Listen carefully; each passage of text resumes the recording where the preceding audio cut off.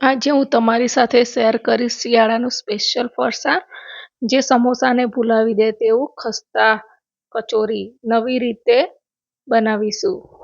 લીલવા કચોરીનું બહારનું પડ સમોસા જેવું ખસ્તા બને અને બહાર કંદોઈની દુકાને જોવા મળે એવી લીલવા કચોરી ક્રિસ્પી કેવી રીતે બનાવી અને કચોરી બનાવતી વખત કઈ કઈ બાબતોનું ધ્યાન રાખવું એ હું તમને આજના વિડીયોમાં કહીશ. તો ચાલો બનાવીએ લીલવા કચોરી. તો અહીંયા લીલવા કચોરી બનાવવા માટે મેં 1 કપ મેદાનો લોટ લીધો છે અને બીજો 1 કપ મેં ઘઉંનો લોટ લીધો છે. તમે એકલા મેદાના પણ કરી શકો છો. અહીંયા સ્વાદ પ્રમાણે આપણે મીઠું લઈશું અને અજમાને આ રીતે હાથથી મસળીને એડ કરીશું. અને અહીંયા હું 3 ચમચી ઘી લઉં છું કે જેના લીધે આપણું ખસ્તા પડ બને. તો અહીંયા તમે જોઈ શકો છો કે આ મુઠ્ઠી પડતું મોણ લઈ અને આ રીતે થોડું થોડું પાણી રેડી આપણે એનો સોફ્ટ લોટ બાંધવાનો છે. અહીંયા લોટને થોડો ઢીલો રાખવાનો છે કે જેના લીધે આપણું લીલવા કચોરીનું પડ સરસ બને. અહીંયા આપણે 250 ગ્રામ તુવેરના દાણા લીધા છે જેને મેં સારી રીતે ધોઈ દીધા હતા. હવે અહીંયા આપણે એક મિક્સર જારમાં એનો મસાલો કરીશું. તો 3 નંગ લીલા મરચાં, 6-7 નંગ કાળા મરી, 1 ચમચી ધાણા આખા અને 1 ચમચી વરિયાળી નાખીને અને થોડુંક લસણ અને આદું નાખ્યું છે અને એને દરદરું પીસી લેવાનું છે. તો હવે એ મસાલાને આપણે સાઈડમાં રાખશું અને આ રીતે મિક્સર જારમાં કે પછી ચીલી કટરમાં તમે આ રીતે દાણાને ક્રશ કરી લેવાના છે. તો આ રીતે દાણાનું ટેક્સચર રાખવાનું છે.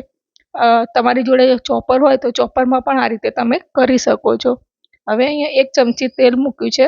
તેલ ગરમ થાય એટલે એમાં જીરું અને હિંગ અને તલ 1 ચમચી એડ કર્યા છે અને તલને સાતળી લેવાના છે. અને ત્યારબાદ જે આપણે મસાલો બનાવ્યો હતો એ એડ કરીશું અને એને 2 મિનિટ માટે સાંતળી લઈશું. ત્યારબાદ જે આપણે દાણા ક્રશ કરીને રાખ્યા હતા એ એડ કરશું અને દાણાને હલાવતા રહીશું અને એની અંદર આપણે સ્વાદ પ્રમાણે મીઠું એડ કરીશું અને 1 મોટી ચમચી ખાંડ એડ કરીશું કે જેના લીધે આપણી લીલી તુવેરનો કલર જળવાઈ રહે. હવે અહીંયા 1 મોટું બાફેલું બટાકું મેં મેશ કરીને લીધું છે. એના લીધે શું થશે કે આપણું કચોરીનું બાઇન્ડિંગ સારું આવશે. તો આ રીતે આપણે એને મિક્સ કરીશું અને ત્યારબાદ 1 ચમચી ગરમ મસાલો લીધો છે અને અહીંયા લીંબુનો રસ લેવાનો છે. અહીંયા કચોરીમાં ખટાશ અને ગળપણ જો બેલેન્સ હશે તો સારી લાગશે. ત્યારબાદ મેં 1 ચમચી ટોપરાની છીણ લીધી છે અને કોથમીર એડ કરી છે અને સારી રીતે આપણે મિક્સ કરી લઈશું.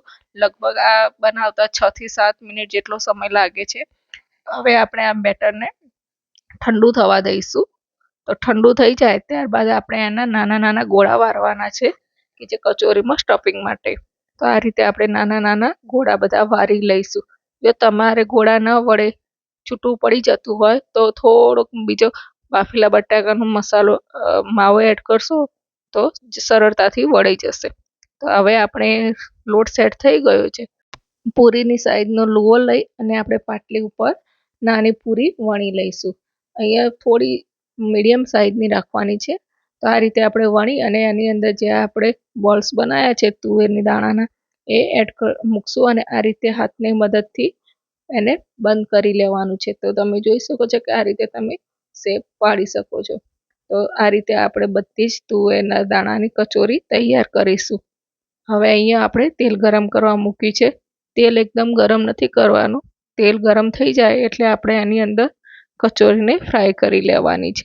અહીંયા કચોરીને લગભગ આછા બદામી રંગની થાય અને અહીંયા કચોરીને ધીમા તાપે કરવાની છે કે જેના લીધે ઉપરનું પડ એકદમ સરસ ક્રિસ્પી અને ખસ્તું બને. તો આ રીતે આપણે બધી જ કચોરીને તરી લેવાની છે.